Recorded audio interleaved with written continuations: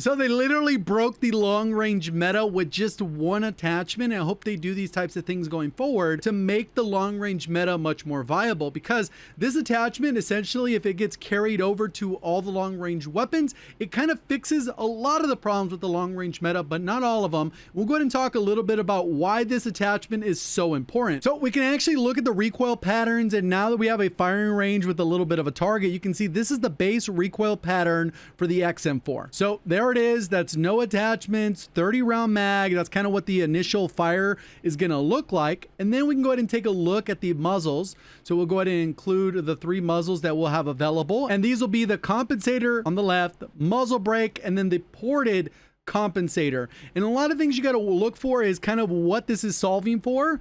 Obviously, this first one on the left is solving for a lot of vertical recoil. And then we have other ones that are kind of solving for a combination of different things. And it's not necessarily maybe helping. This is one on the right, not a good recoil pattern by itself. The one on the left, not a good recoil pattern. So the middle would probably be the best if it's talking about muzzle brakes. We can also take a look at the foregrips, and pretty important. We can go ahead and look at these standalone. This is just equipping the one attachment.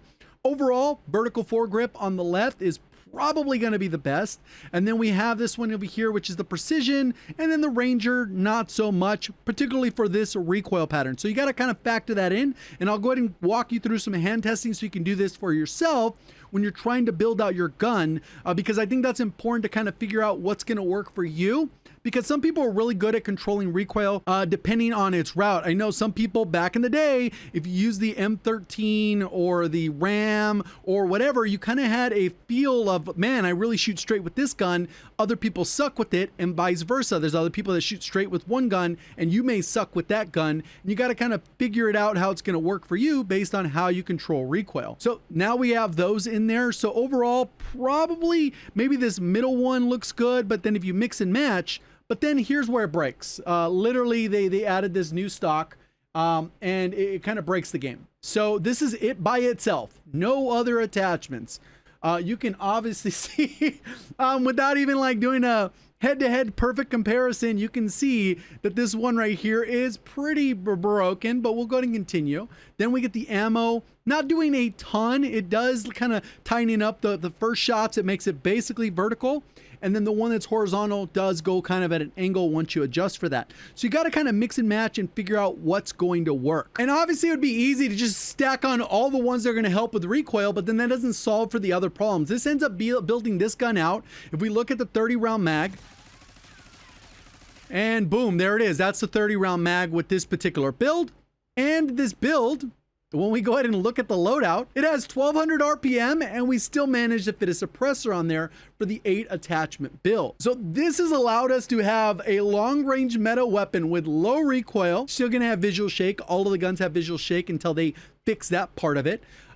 Incredibly high bullet velocity, which gives us like a 60-meter hit scan range, and it essentially solves for all the problems with this gun. If we want to go ahead and go with a 5 attachment build, we can kind of do something a little bit similar, and it allows us to focus on just combining the vertical grip with the buffer weight stock. Those are the two that I found the most success with this particular one. But in this particular case, we still get a decent bullet velocity, but we're not going to be able to get a suppressor, and we're not going to be able to get the added bullet velocity without the 8 attachments. So it's kind of one of those things that you got to pick and choose. But overall, that's still going to give you the recoil pattern that's going to be very manageable.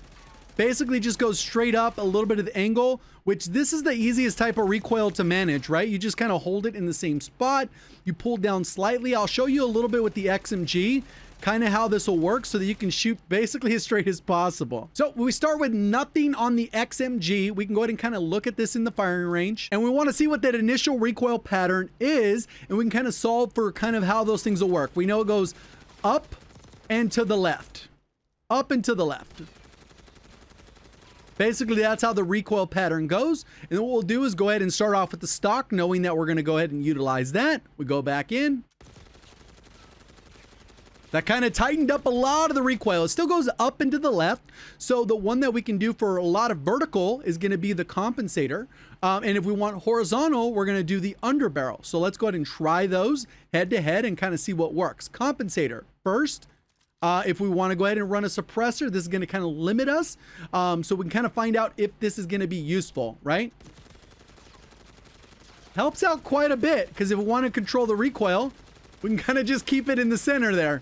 That's kind of how you control recoil, right? That's kind of understanding. So this probably more than enough. Let's go ahead and compare this to kind of how the underbarrel feels. Go with the vertical and kind of see how that one's going to help out and see if this is enough to kind of keep it manageable, so we know if we can run a suppressor. So we can go ahead and check this out. Mainly vertical. It's a little bit more aggressive, so we got to adjust for that. So if it's going up, then we adjust down, and then we can kind of hold it there at the center. Boom. Easy enough to manage this recoil, removed pretty much all the horizontal, still allows us to have a suppressor if we want. So just like that, we were able to mitigate that, and you can see that in real time, combining that attachment with the other attachments going head to head. This gives us basically full range to do whatever we want with the rest of the attachments. We have two other spots. If we want to go ahead and run a barrel to get a little bit more bullet velocity, this is 30%. Or we can go with the rear, which is going to give us overpressure 23%, not quite as good. So we would go with the barrel if we want to prioritize that, and then we can actually go with the suppressor. So now we've had it where we get 929 bullet velocity. If we wanted a little bit more and we don't mind staying off the minimap, we can go ahead and get rid of the suppressor, and then we can end up putting the overpressured on, which will give us close to 1200, a little over 1100, and then this will give us good bullet velocity and be able to control the gun. And then if we want to use a different optic or whatever, you can do that. And then this will give us the control we need while giving us good bullet registration on the gun. And it makes it really easy to use. Unfortunately, the DM10, it doesn't really have a particularly fast TTK. It's a little bit semi-auto. The attachments help, but it's not quite as good. But this definitely changes the way you can build these loadouts. And even with this one, we can actually run 8 attachments. If we wanted to run the compensator, we still could. If we want to go ahead and run on the target laser, so we get rid of that little idle sway. If we want to speed up the aim down sight time, we can actually do this, since this is a little bit slower for an LMG, and we already have a built-in magazine. So overall, then we kind of end up with a little bit of a straighter shooting gun. It almost shot too straight. I was trying to adjust for it. It's going to make beaming so much easier. My hope is that they make a lot more of the guns kind of guide into this, and you can kind of see how that works for both the 5 and 8 attachment XMG and XM4. Hopefully you found the video helpful, and hopefully we see more attachments like this in the future. If you enjoyed the video, hit the like button. See you on the next one. Thank you for watching. As always, have a great day.